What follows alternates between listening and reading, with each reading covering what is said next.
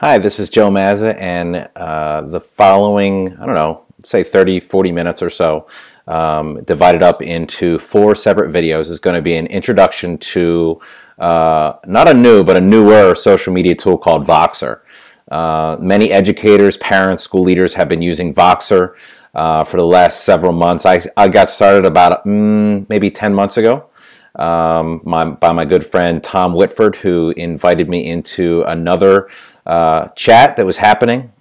We call chats on Voxer Voxes, which included 9 other school principals from around the United States. So we began talking, and those guys are, fast forwarding 12 months, are really good friends of mine, and we've gotten to know each other on Voxer. We've shared our personal lives, our professional lives. We lean on each other for advice.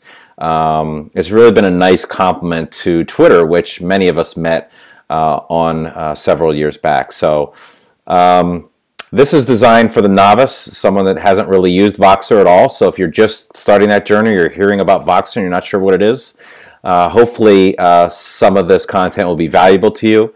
At the end, I will share resources. There's been an awful lot of educators lately that have written about it. So there'll be some resources with other ideas on how you might use Voxer in your school district, globally, to connect your classrooms and schools with other classrooms and schools all over the world. Okay, so Voxer. What the heck is Voxer? Another social media tool, right? No. Well, Voxer is probably the social media tool that I've used the most in the last 9 months. It started back when I joined a group of principals, as I described, and we were talking about school and how to help each other, take each other off Administrator Island, allow us to vent, about our days and seek advice and feedback from people we trust. Since that time, we've used Voxer for a variety of different things. We've used it to not only communicate professionally, but personally. I've gotten to know people that I originally met on Twitter 3-4 years ago now on a personal level, and really deepen those relationships. I've started to use Voxer with my wife. So her and I will Vox back and forth. If I'm in the car, Voxing is a safe means of communication when I just have to put my phone up to my mouth and talk, versus looking at my phone, texting, taking my eyes off the road. So it's much safer, and it's an easy way to communicate in short spurts when audio really means more than text. It's hard to get tone and empathy out of text when you read it or when you write it, but when you talk to someone, the tone of your voice, the enthusiasm, the passion in your voice really helps you get the message across. So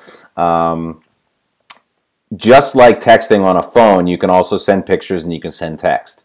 But the thing that really makes Voxer what it is the ability to send voice messages. You remember those old Nextel phones where they chirped and you could talk back and forth. So it does act like a walkie-talkie. The difference with Voxer is you don't have to be there listening live to hear the message. So let's say you go into work, you are heading out to a meeting. You're probably going to be in the meeting for an hour or so. You might send a message to colleagues on Voxer seeking advice or input about something. And then you put your phone down. Obviously, your notifications are off. And you'll go into that meeting, you come out, and you might have a group of people on that Vox talking to you and offering their input. And you can listen and play each one of those and not miss anything, not have to be there live for the conversation. So what I'm going to do now is take you through downloading the application.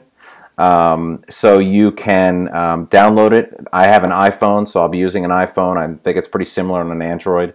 And we'll get you set up and registered so you can start Voxing.